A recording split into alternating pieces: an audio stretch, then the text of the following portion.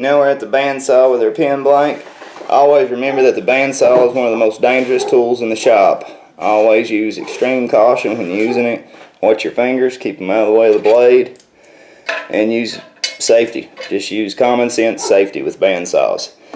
Okay, always remember to give yourself about 1/16 on both ends of overhang from that tube or barrel, so you've got enough to play with on both ends to get it flush. If you don't get this blank flush, it'll throw the whole kit off. You'll have a space between each end and cap.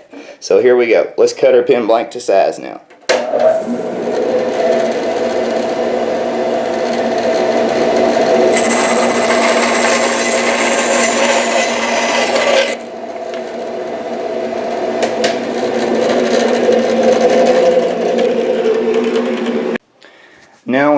Now we're here getting ready to drill our pin blank out to insert the tube into the blank. Okay, what you'll need is a scroll chuck with pin jaws or a pin drilling chuck, and a drill chuck with a 7mm bit or bit to suit the type of kit that you're using. This drill chuck can be used in so many different ways on a wood lathe. It opened up a lot of different doors for me when I started using my lathe as a drill press. I get more precise holes, they're more centered. I can just drill a whole lot better all the way around with my drill chuck on the lathe as opposed to my drill press. And each bit has a different speed that it should be ran at, which that's something I'm just now getting into and learning a lot about, is drill bit speeds and stuff. But as far as that, that's what you need for your lathe to drill the blanks out if you're going to use your lathe. And that is a scroll chuck with pin jaws. This is $89.95, and the jaw set costed $22 from PSI, Penn State Industries, and the drill chuck was $29.95, and the bit runs, this type of bit runs about $5.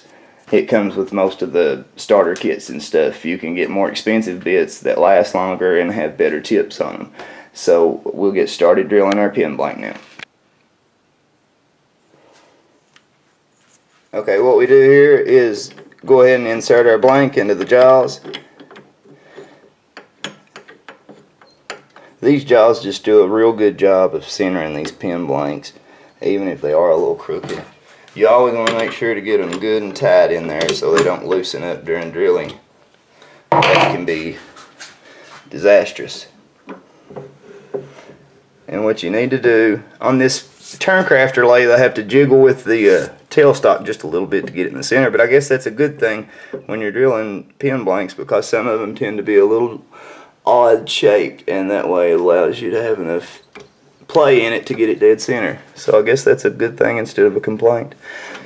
Okay, what you want to do is make sure your tailstock is all the way back so you have as much travel as you could possibly get out of the bit when you start to drill, and just kind of give it a turn or two and make sure you're close to center. On a 7mm kit with this big of a blank, you've got a lot of room for play.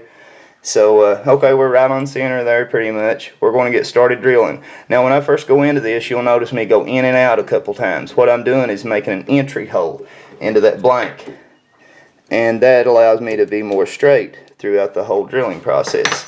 So here we go. We'll turn our lathe on. Make sure we're at speed.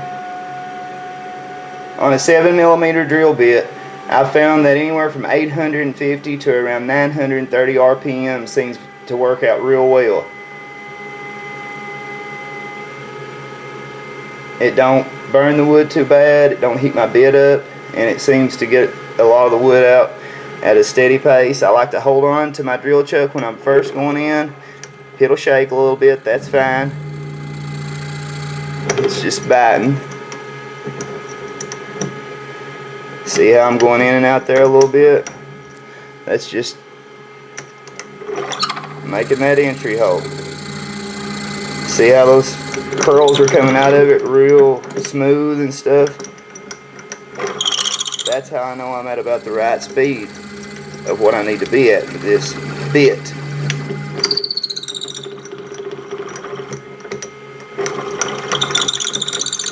Now it's always good to check these pin blanks just a little bit after the first bore. And what I mean by the first bore is I'll have to move my tailstock a little bit here in a second to get on into the blank. I always like to keep something around to get that access out with.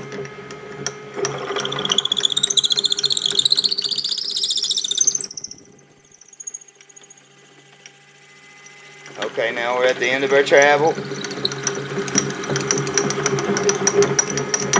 Pull our tailstock all the way back, turn the lathe off, check, make sure our bit isn't too hot, which it isn't. Not too hot at all. Let's make sure our pin blank doesn't need to be tightened back up in the chuck, and go ahead and move forward. Now what we'll do is insert the bit directly into the blank, making sure that our tailstock is completely pulled back so we've got a lot of travel left in our bit. Turn the lathe back on. Here we go. Finish boring. Finish boring out the blank. Finish drilling out the blank. Now you'll notice after you drill a couple blanks, when you start to get close to the end, by the feel and the sound of it,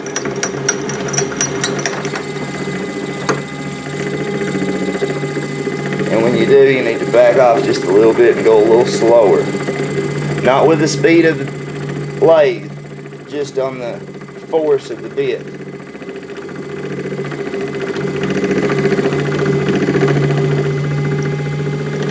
Okay, this blank is a little bit longer than what I anticipated. We're going to have to make 2 moves with the tailstock this time. Let's go ahead and turn our lathe off, back the tailstock out, clean out the bit.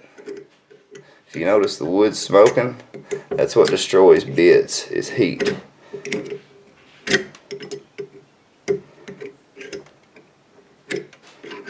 These stabilized blanks are hard on drill bits.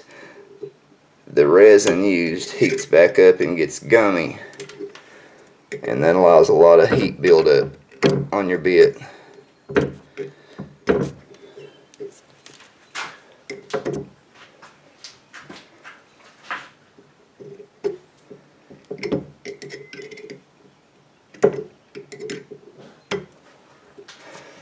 Okay, let's get this drilled.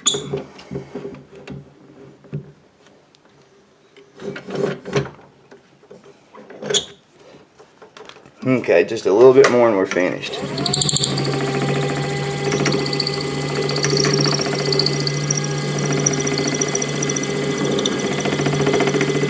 Okay, here we come. Hear it? Did you hear the difference there? Always grab a hold of that drill chuck before you back out like that when the lathe is running. That's actually not too good to do when the lathe is running, to back it out like that, but I needed to that time. Okay, the next step will be going back over to the workbench and gluing in the tube into the blank.